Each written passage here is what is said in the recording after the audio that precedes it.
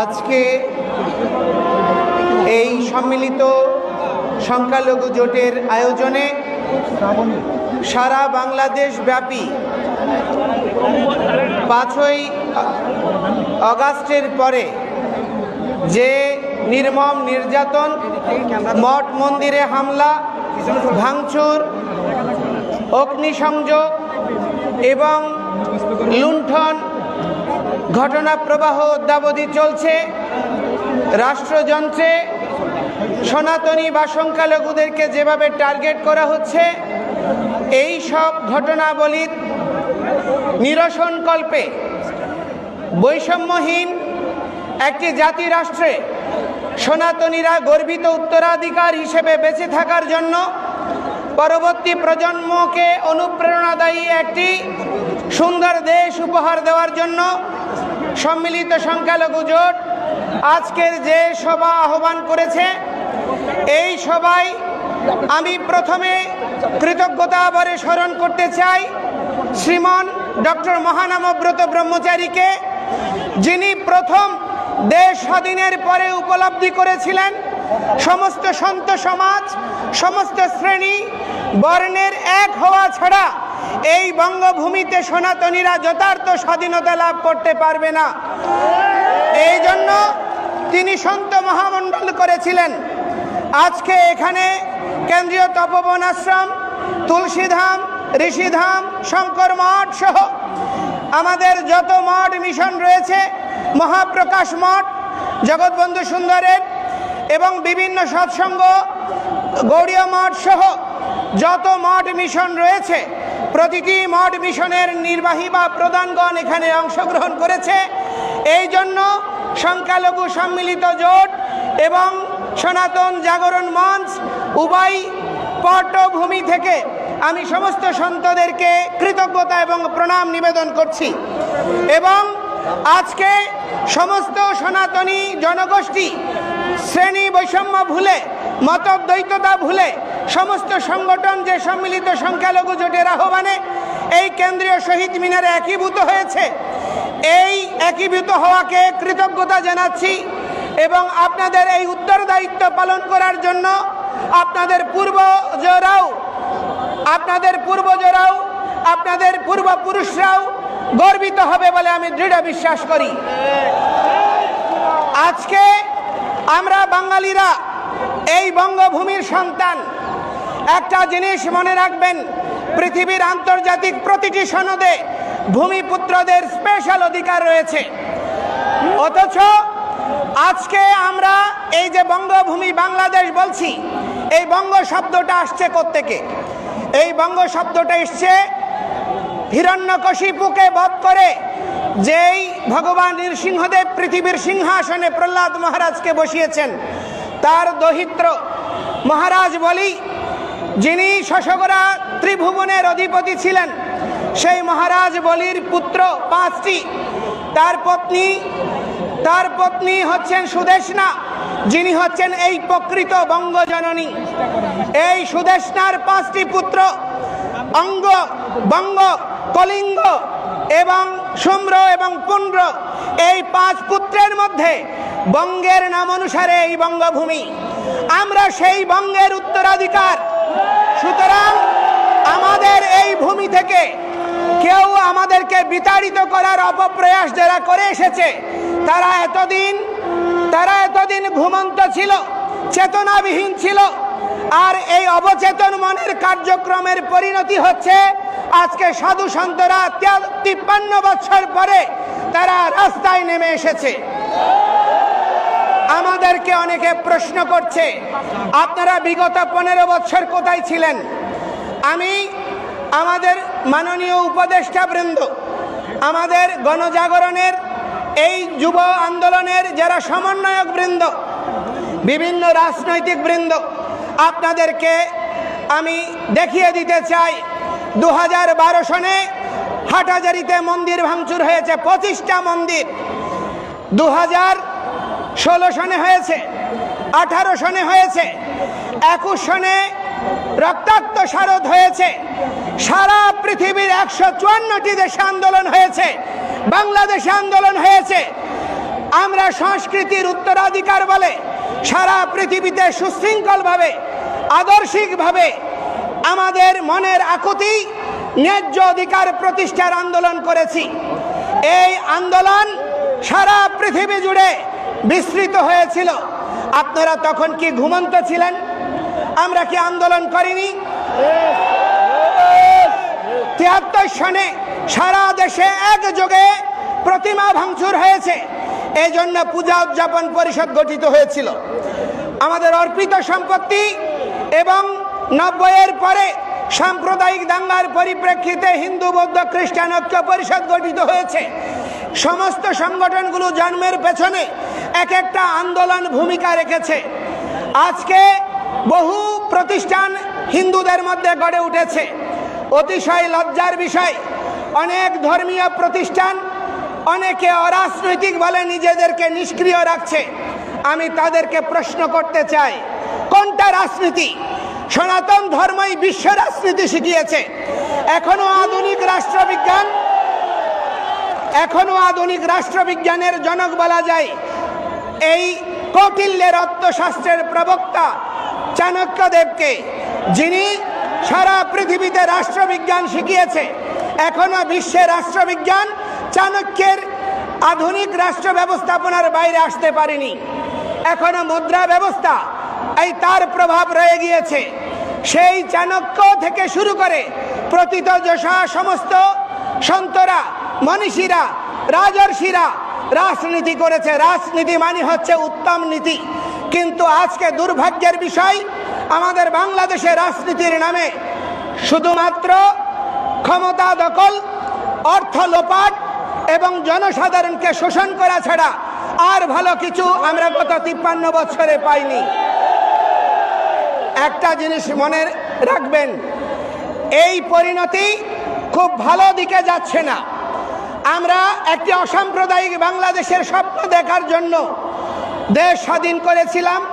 সমস্ত হিন্দু, বৌদ্ধ, খ্রিস্টান, মুসলমান, সমস্ত উপজাতি সবার অংশগ্রহণে ৩০ লক্ষ শহীদের রক্তের বিনিময়ে ২ লক্ষ নির্যাতিতের আত্মবলিদানে এই বাংলাদেশ স্বাধীন হয়েছে। ৪টা মূলনীতিকে আধার করে গণতন্ত্র, সমাজতন্ত্র, ধর্মনিরপেক্ষতা এবং জাতীয়তাবাদ। অতিশয় দুর্ভাগ্যের বিষয়, দীর্ঘ সময় ধর্মনিরপেক্ষতাকে নির্বাসনে পাঠানো হয়েছে।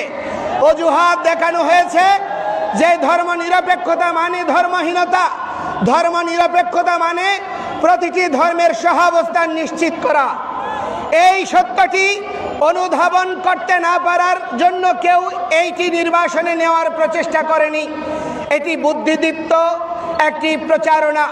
বাংলাদেশে তথাকথিত সুশীল সমাজ, তথাকথিত জ্ঞানীরা এবং তথাকথিত কিছু মিডিয়ার যৌথ প্রচারণায় ধর্মনিরপেক্ষতাকে ধর্মহীনতা হিসেবে উপস্থাপনের প্রচেষ্টা হয়েছে, যার ফলশ্রুতিতে আজকে বাংলাদেশ স্বাধীনতার পরে ৫৩ বছর হয়ে গিয়েছে, বাঙালি জাতি একটি আদর্শিক ইতিহাস তৈরি করতে পারেনি। বাঙালি জাতি একটি প্ল্যাটফর্ম তৈরি করতে পারেনি। বাঙালি জাতি জাতীয়তাবোধকে বিকশিত করার জন্য একটা সুষ্ঠু পদক্ষেপ গ্রহণ করতে পারেনি। এটি আমাদের জন্য লজ্জার, ভবিষ্যৎ প্রজন্মের জন্য আতঙ্কের। এই জন্য এই আতঙ্কের নিরসন হওয়া জরুরি। এবং আমি বলতে চাই যে দেখুন, আমরা ১৫ বৎসরের আপনাদের অপশাসন এবং এই দুর্বৃত্তপনার অবসান কল্পে আপনারা ছাত্র জনতার এই যে অভ্যুদয় হয়েছে, যে অভ্যুত্থান হয়েছে, তারপরে কোনো স্বাধীন রাষ্ট্র একবার স্বাধীন হয়, বারবার স্বাধীন হয় না। কিন্তু এই স্বাধীনতা কেন আমরা ধরে রাখতে পারিনি? এই দেশে কেন সাম্প্রদায়িকতা, দুর্নীতি, ক্ষমতা লিপ্সু মানসিকতা বিকশিত হয়েছে? এর জন্য দায়িত্ব কোনো রাজনৈতিক দল এড়াতে পারে না। আমি আপনাদেরকে বলতে চাই, এর জন্য কোনো শিক্ষাবিদরা এড়াতে পারে না। কারণ আমাদের প্রত্যেকের মধ্যে লেজুর বৃত্তির মানসিকতাই আজকের এই বিপর্যয় নিয়ে এসেছে। ছাত্র জনতাকে ছাত্র জনতাকে মাঠে নামতে হয়েছে। তো সেই স্বাধীনতা আপনারা নতুন করে উপভোগ করতে চাইছেন। কাকে পরাধীন করে, কাকে পরাস্ত করে? যেই পরাস্ত করেছেন আসুরিকতাকে, দুর্বৃত্তপনাকে, সেই দুর্বৃত্তপনা এখন দেশের প্রতিটি প্রান্তরে ছড়িয়ে পড়ছে। আজকে প্রতিটি সনাতনীরা, সংখ্যালঘুরা, পাহাড়িরা অনিরাপত্তার মধ্যে দিন আতিপাত করছে। আমাদের নিরাপত্তা নাই, হুমকি আসছে প্রতিটি মুহূর্তে। কিছুক্ষণ আগে জানলাম ভোলাতে সার্কুলার রোডে ধীরেন রায়ের পূজা কমিটির পূজা বন্ধ করে দেওয়া হয়েছে। বিভিন্ন জায়গায় পূজা বন্ধ করে দেওয়া হচ্ছে, প্রতিমা ভাঙচুর হচ্ছে, মঠ মন্দির ক্ষতিগ্রস্ত করছে, চাঁদাবাজি চলছে, শ্লীলতাহানি হচ্ছে। এখন প্রশ্ন হচ্ছে সংখ্যালঘু কারা?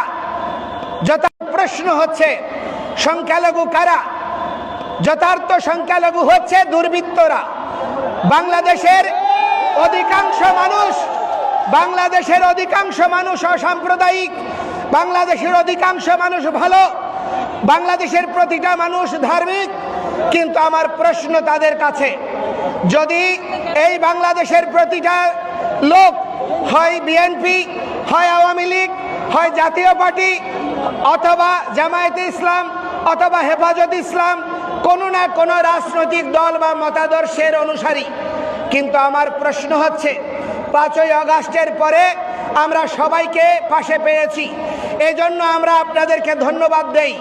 কিন্তু আমাদের কোনো হিন্দুরা মনের সাহস নিয়ে দীপ্ততার সঙ্গে যেই কথাটি বলতে পারেনি, জামায়াতে ইসলামের আমিরে জামায়াত তিনি বললেন যে কোনো মুসলমান পাহারা দিয়ে নামাজ পড়ে না, কোনো মুসলমানের মসজিদ পাহারা দিতে হয় না।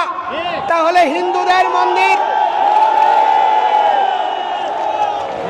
হিন্দুদের মন্দির পাহারা দেওয়া হচ্ছে কেন?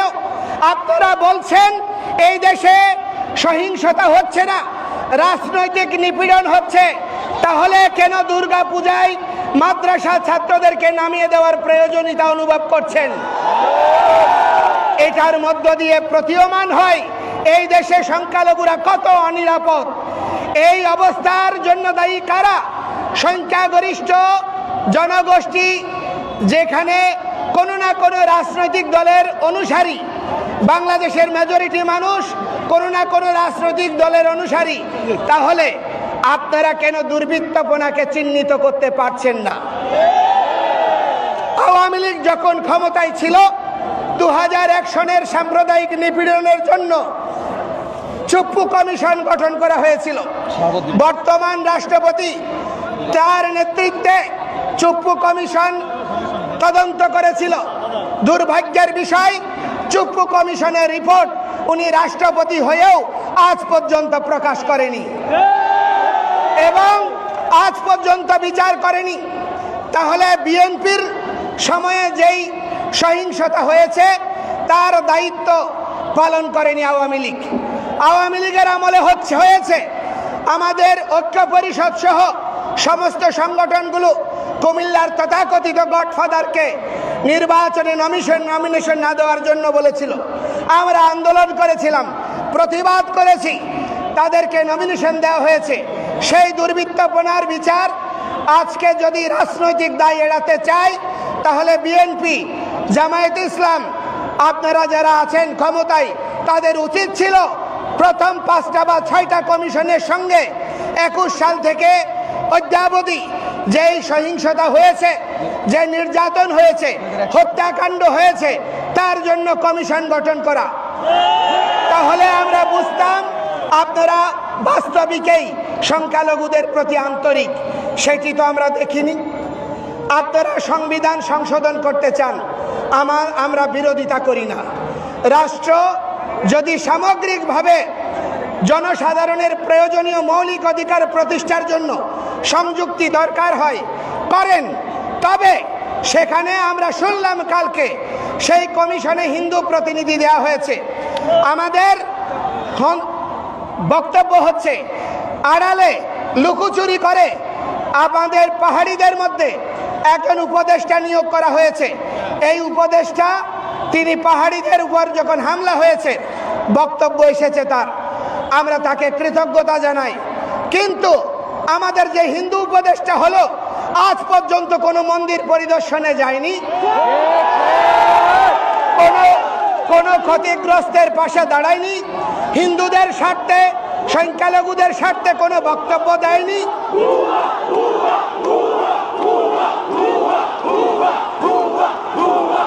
আজ পর্যন্ত তার কোনো দৃশ্যমান পদক্ষেপ আন্দোলনরত কর্মীদের সঙ্গে আলোচনা করতে দেখিনি। তাহলে কাকে আপনি হিন্দু প্রতিনিধি বানিয়েছেন?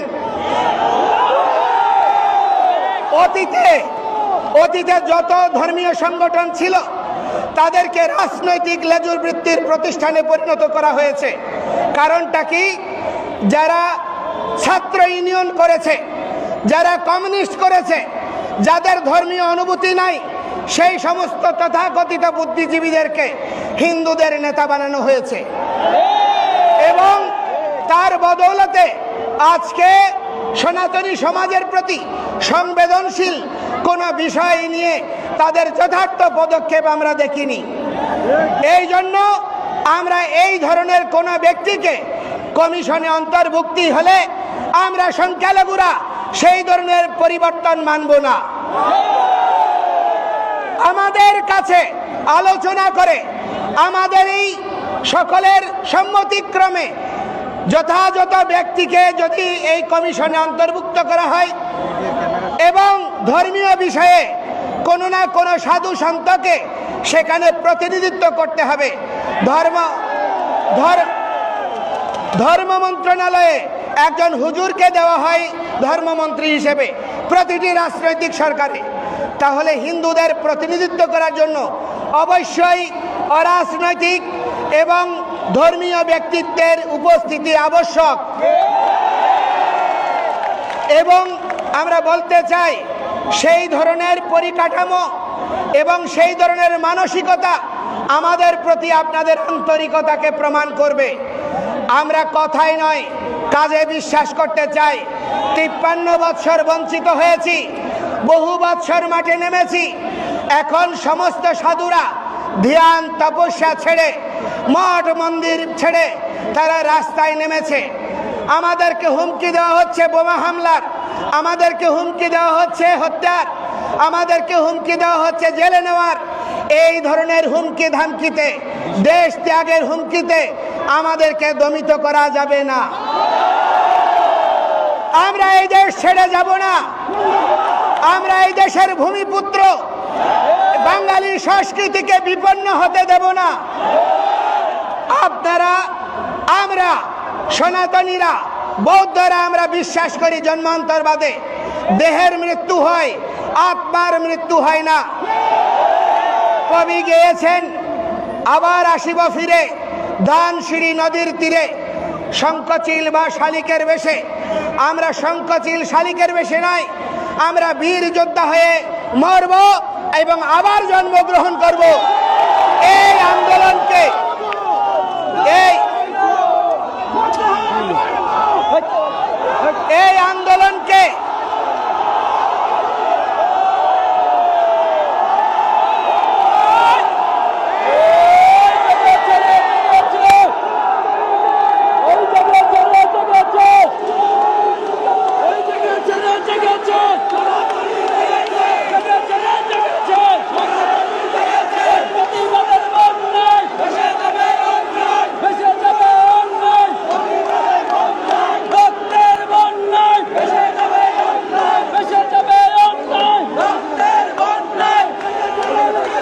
আপনারা দেখেছেন, আপনারা মা ভগবতী দুর্গার পূজা করছেন।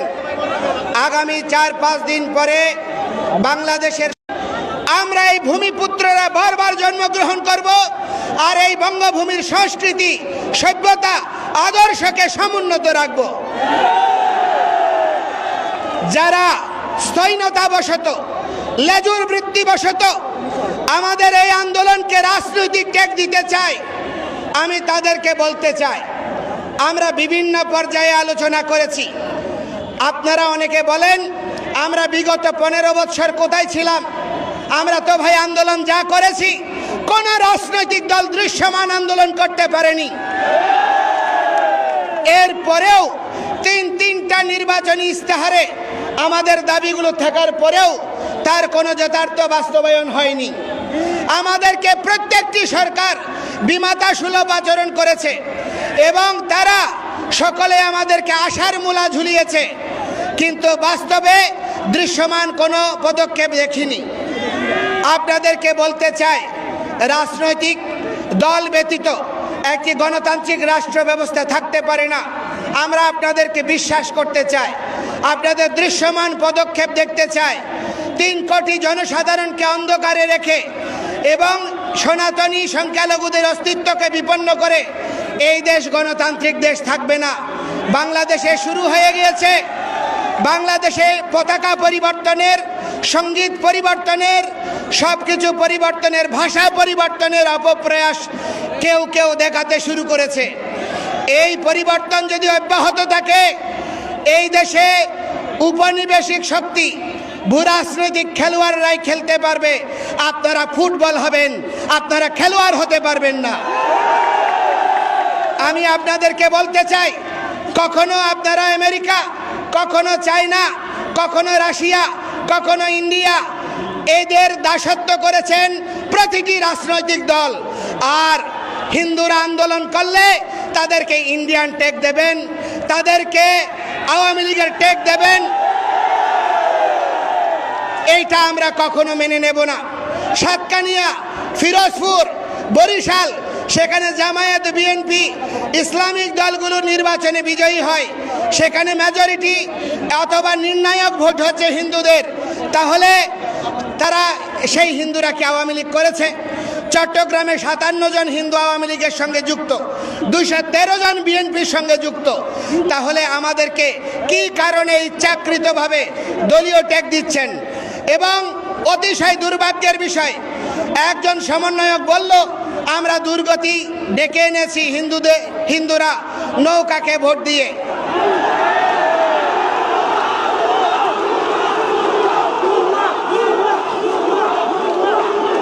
আমরা বলতে চাই ভাই, আমরা বিভিন্ন পর্যায়ে বলেছি বাংলাদেশের প্রেক্ষাপট কিরকম ছিল।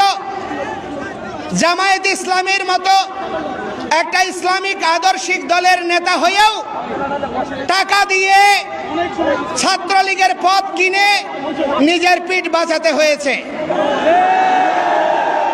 আজকে যেই সমন্বয়করা বলেছে আমরা নৌকায় ভোট দিয়ে দুর্গতি টেনে এনেছি, আপনারাই তো, আপনি আওয়ামী লীগ নেত্রীর সঙ্গে ছবি তুলে পায়ে কদমবুচি করে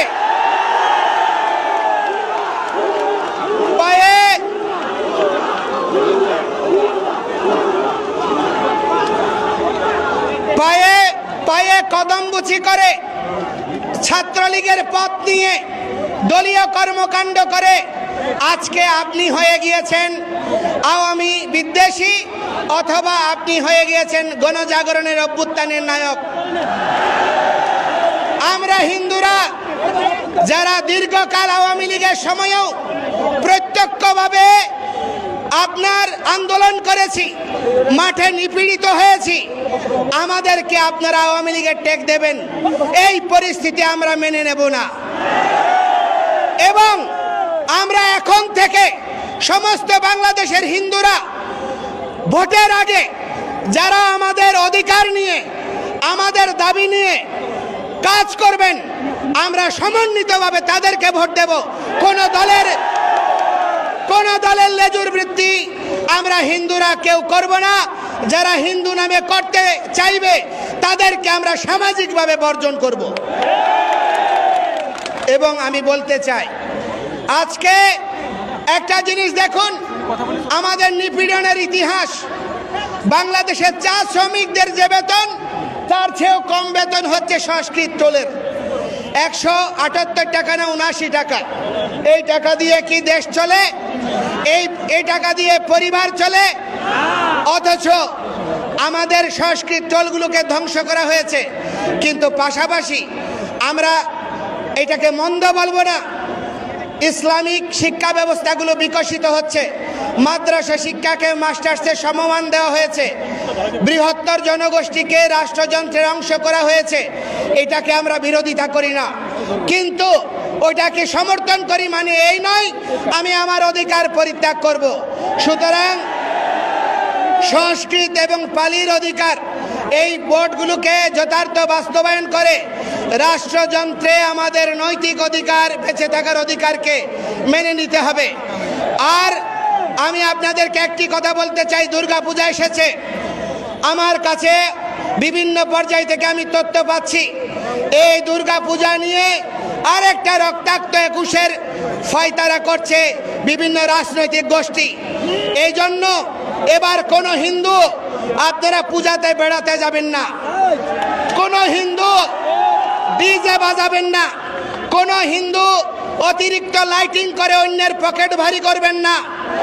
ওই বর্ধিত টাকা দিয়ে যুবকদেরকে খাওয়ার দিয়ে তাদেরকে পরিপোষণ করে তাদেরকে প্রতিটি মন্দিরকে সুরক্ষার ব্যবস্থা করবেন। এবং আপনাদেরকে বলতে চাই যে এই এবারের পূজায় কোনো পূজা মণ্ডপ যেন ক্ষতিগ্রস্ত না হয়, প্রতিটি হিন্দু নরনারী দ্বিতীয়বার যেন বলতে না হয়। আপনারা সংযুক্তভাবে পালাক্রমে পাহারা দেবেন এবং প্রতিটি পূজা মণ্ডপে অবশ্যই সিসি ক্যামেরা লাগাবেন। এবং আপনারা এই সিসি ক্যামেরা লাগাবেন, তো আপনারা লাগাবেন। এবং আপনাদেরকে অনুরোধ করব যে আমাদের যে 8 দফা দাবি, এই 8 দফা দাবি দুর্গাপূজার ছুটি এবং ক্ষতিগ্রস্তদের পুনর্বাসন এবং বিচারের জন্য অবশ্যই দ্রুততার সাথে দুর্গাপূজার আগে দৃশ্যমান ঘোষণা চাই। আর বাকি যে দাবিগুলো রয়েছে সেগুলো নিয়ে কমিশন এবং পর্যালোচনাগুলো করার শুরুর ঘোষণা চাই। এই অবস্থায় আমরা যদি এটি না হয় আমরা এই আন্দোলনের মাঠ ছাড়ব না। আমরা দুর্গাপূজা বিজয়া দশমীর পরের শনিবার অর্থাৎ দুর্গাপূজার 10 দিন পরে প্রথম সপ্তাহের পরে যে শনিবার হবে সেই শনিবার বিকালে আমরা লালদিঘি মাঠে চট্টগ্রামে মহাসমাবেশ আহ্বান করছি এবং সেখান থেকে প্রতিটি বিভাগীয় শহরে মহাসমাবেশ হবে। এর মধ্যে প্রতিটি জেলা উপজেলায় সমন্বয় সভা হবে এবং পরবর্তীতে আমরা সম্মিলিতভাবে সারা বাংলাদেশের প্রতিটি হিন্দু নরনারী আমরা রাজধানী অভিমুখে আসব। সুতরাং আমাদেরকে কোনোভাবে দমিয়ে রাখা যাবে না। আমরা আপনাদেরকে বলতে চাই যে আমরা বর্তমান সরকারের মাননীয় উপদেষ্টা, উনি নোবেল বিজয়ী, আমাদের চট্টগ্রামের গৌরব, বাংলাদেশকে আপনি অনেক পৃথিবীতে আপনি পরিচিত করেছেন। আপনার কৃতিত্বের জন্য আমরা ধন্যবাদ, কৃতজ্ঞতা জানাই, গর্ববোধ করি। আমাদের উপদেষ্টা পরিষদে অনেক গুণী ব্যক্তিরা আছেন, আমরা আপনাদেরকে প্রশংসা করি। কিন্তু আপনার কাছে আমি বলতে চাই, সারা পৃথিবীতে শান্তির বাতাস বয়েছেন, শান্তিতে নোবেল পেয়েছেন, কিন্তু বাংলাদেশি সংখ্যালঘুরা যদি নিরাপদ না থাকে এই শান্তি স্থায়ীভাবে বিপন্ন হবে। কারণ এই দেশ সাম্প্রদায়িক রাষ্ট্রে পরিণত হবে এবং এই দেশের রাজনীতি আস্তাকুড়ে নিক্ষেপিত হবে। এই জন্য গণতন্ত্রের জন্য, সহাবস্থানের জন্য, প্রতিটি ধর্মাবলম্বীর বেঁচে থাকার, প্রতিটি সংস্কৃতির মানুষের বেঁচে থাকার অধিকারকে আপনি সমুন্নত করার দৃশ্যমান উদ্যোগ গ্রহণ করুন। আমরা আপনার সঙ্গে থাকব এবং প্রগতিশীল একটি দেশ বিনির্মাণে সনাতনীরাও বলিদান দিয়েছে, অতীতে ছাত্র আন্দোলনেও দিয়েছে, ভবিষ্যতেও দেবে। কিন্তু আমাদের ন্যায্য অধিকারকে, ন্যায্য দাবিকে, ন্যায্য আন্দোলনকে বিপদগ্রামী করবেন না, বিভ্রান্ত করবেন না। গতকাল একটা ইউটিউব চ্যানেলে বলেছে ধর্মীয় উস্কানি দিয়ে সারা দেশে দাঙ্গা লাগানো হবে। আজকের সমাবেশে আওয়ামী লীগের প্রেতাত্মারা নাকি টাকা খরচ করেছে, আজকে সেই রকম কিছুই হয়নি। আমি বলতে চাই এই ইউটিউব চ্যানেলের বিরুদ্ধে সরকার ব্যবস্থা গ্রহণ না করলে আমরা স্বরাষ্ট্র মন্ত্রণালয় ঘেরাও করতে যাব। আপনাদেরকে পরিশেষে অনুরোধ করব, ঐতিহাসিক শঙ্করনিধি মন্দির এটি ওয়ারিতে রয়েছে, আমাদের ঐতিহ্যের স্মারক, সেটি দখল করা হচ্ছে ভূমিদস্যুরা। আমি অনুরোধ করব আপনারা সকলে সেই প্রতিষ্ঠান উদ্ধারের জন্য, দুর্গাপূজা করার জন্য সেখানে যথাযথ ব্যবস্থা গ্রহণ করবেন। এবং আমি পরিশেষে আপনাদের সকলকে বলবো, আপনারা যে এখানে নবজাগরণের অভ্যুদয় ঘটিয়েছেন, সাধু সন্তরা এই আন্দোলনের শিরোভাগে থাকবে, ছাত্ররা তারা এই আন্দোলনের যোদ্ধা, আর পেশাজীবীরা তারা আমাদের পরিপোষক। আমরা সম্মিলিতভাবে এগিয়ে যাব, কোনো বিভক্ত হওয়ার সুযোগ আর দেওয়া হবে না। কোনো ধর্মীয় সংগঠন অথবা কোনো সনাতনী নাম ব্যবহার করে কোনো আপনার যদি প্রতিষ্ঠান এই আন্দোলনে যোগদান না করে, নিষ্ক্রিয় ভূমিকা পালন করে, তাদেরকে সামাজিকভাবে বর্জন করুন। আমরা প্রথমত হিন্দু, আমরা আর্যপুত্র, আমরা সনাতনী, আমরা বঙ্গ সন্তান। সুতরাং কোনোভাবেই আমাদের ন্যায্য অধিকার চাওয়াকে রাজনৈতিক টেক লাগাবেন না। আমরা আপনাদেরকে আবার বলতে চাই, অতীতে আমার মুসলমান ভাইদের আন্দোলনকে, ইসলামী আন্দোলনকে জঙ্গি অথবা পাকিস্তানপন্থী টেক দিয়েছে। এই টেক দেওয়ার সংস্কৃতি